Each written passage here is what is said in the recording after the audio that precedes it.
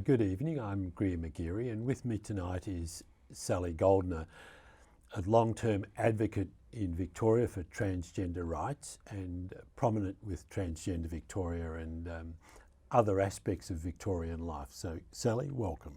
Thanks, Greg. Pleasure to be here. One of the things that I'd like to probably talk about is the fact that you've announced that you will be taking a little bit of a break from strong advocacy that you have in the past, and of course it coincided with the passing of the birth certificate bill.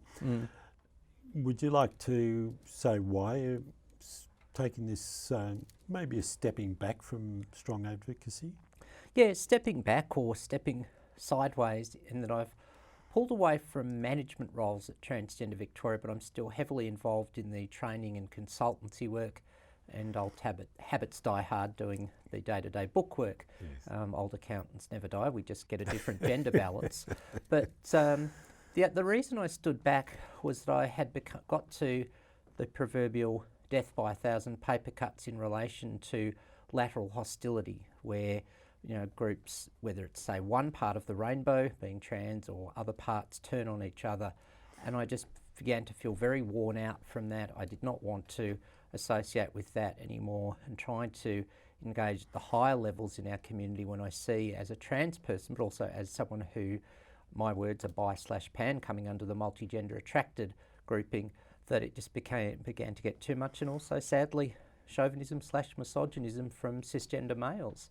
And I just felt I needed a break because I was not functioning as well as I'd like to. And with about 3 or 4 months hindsight at the time of our conversation, it's turned out to be a good decision. Because that's sort of towards the end of the last couple of decades of advocacy. What actually inspired you to become involved in advocacy? What inspired me was when I was at the critical junction point, way back in 1995, when we only had dial-up internet. Yes. And NBN was a twinkle in somebody's eye. So I didn't have a lot of information. It was a tough go to track down information, and I was seeing at the time a psychiatrist who, if we wanted to be diplomatic, would say was not well informed. But to be honest, when I later saw a film 5 years later called But I'm a Cheerleader, which was about young gays and lesbians being sent off to, in a slightly difficult topic, a conversion therapy camp. Some of the things that they went through, it's like that's what that psychiatrist did to me as a trans person, just it was gender identity, not sexuality.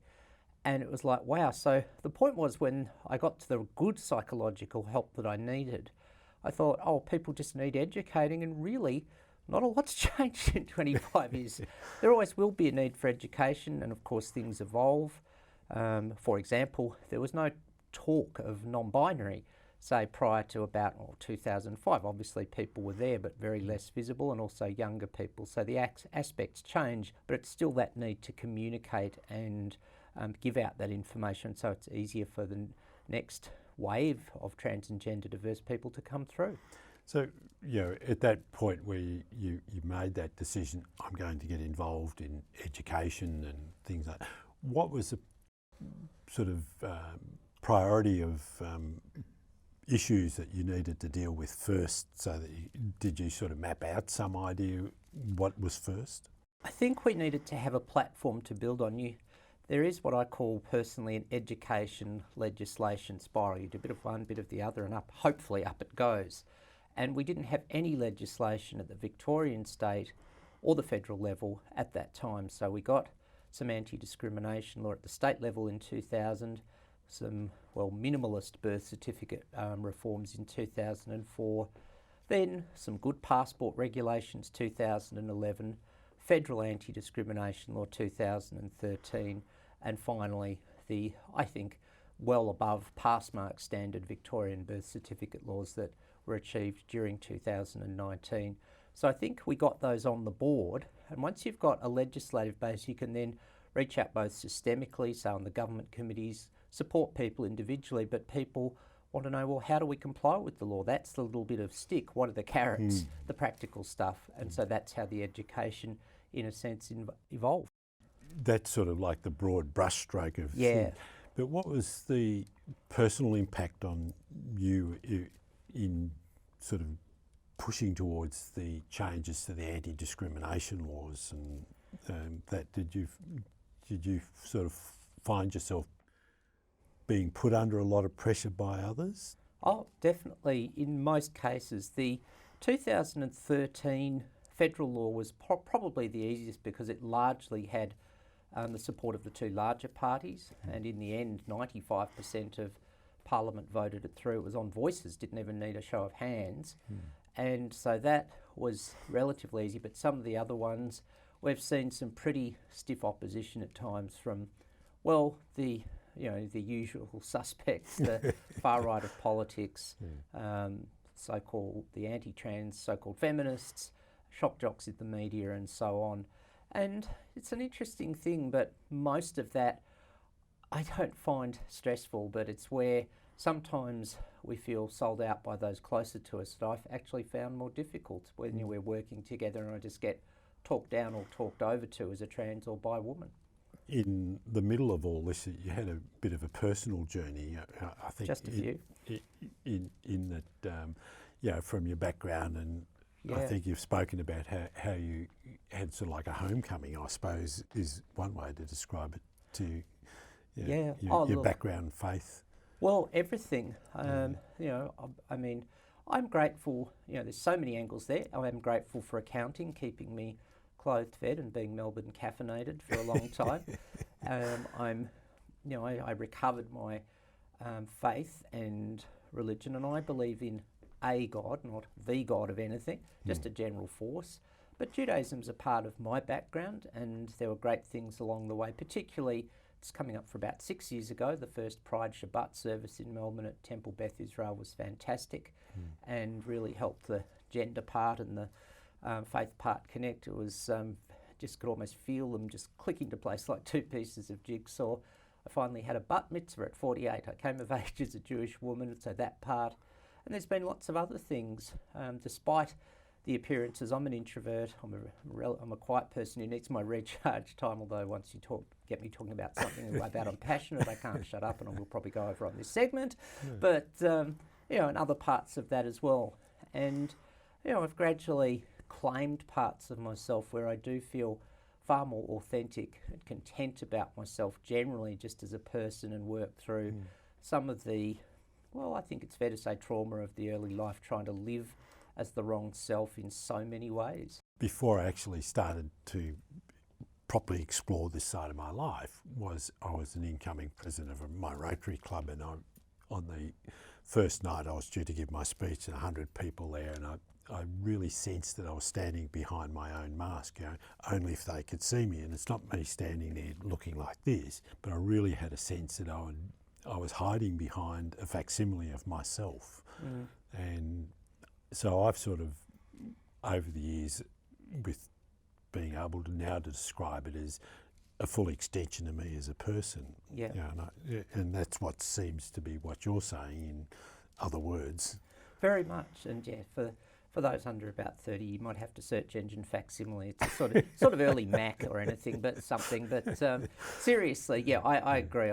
I say jokingly now, I was trying to be a football-loving, beer-drinking, heterosexual, masculine and male, and largely failing on all 5 counts. And now, not just gender and sexuality, but my whole self, but just feeling more confident as a person, I think, as well.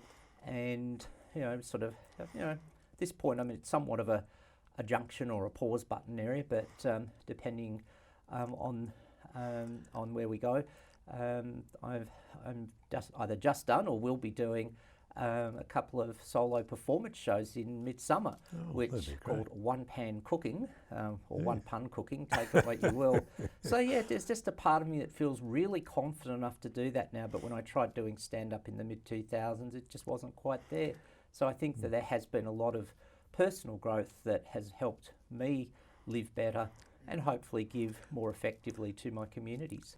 Maybe just jumping back to the time you decided to get involved in advocacy and following that, do you think that by putting your hand up and participating is the thing that really helped you to develop as a person?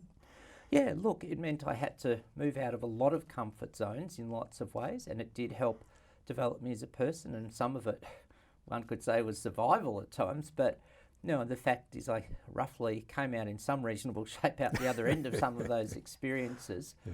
And I think I'm in a more settled position now. And yeah, so the advocacy probably did help me, and it made me realise, wow, I could really contribute in ways that were really true to myself. So yeah, that was a really good thing to do. Just for myself, but obviously I hope it's had benefits for other people. I've been heavily involved with another organisation outside the trans community, and one of the things I've spoken about is putting your hand up and just participating. If you're going to develop yourself as a person, you've got to get involved. If you don't get involved, you sort of stay narrow-minded and you don't go anywhere. Well, absolutely. You've got to take a little bit of a stretch, just beyond the comfort zone, not too far, or it's the elastic band breaks, so to speak. That's right. But I think it's worth trying a few new things sometimes, whether it's in rainbow communities or anywhere, just so long as it makes, it's got to make you feel good and not harm yourself, but then hopefully give some benefit to other people. And it could be anything. It could be a sports club, it could be a car club, could be trans, it could be anything. Whatever goes to your heart and your sense of self is a really good thing. Well, I think that's the most important thing, because I know through my involvement with Seahorse that people over time would say, I just want to be passable. And I'd say, personally, I think you should be just presentable as a person, because then people see you as an authentic, to use that well-used word, authentic person, but as a real person, confident in yourself. Too hard on any level trying to be something other than you're not. And obviously gender identity is a slightly big one when you're trying to do the wrong thing. But people have said to me, for example, why do you wear t-shirts? Why don't you wear something a bit frillier? And I just feel, no, it's not me. Yeah. And so I'm comfortable with what I wear, and as a small example, and I know, I feel good about how I feel when I go out in terms of just the general clothing, even leaving aside gender. So there's a small one. And when you are yourself, it does give you a boost and connect to who you are. Sally, look, it's been wonderful to help celebrate in some way, and with the advocacy that you've been doing for the last 25 years, the way that you've presented yourself and the challenges that you've taken on for other people.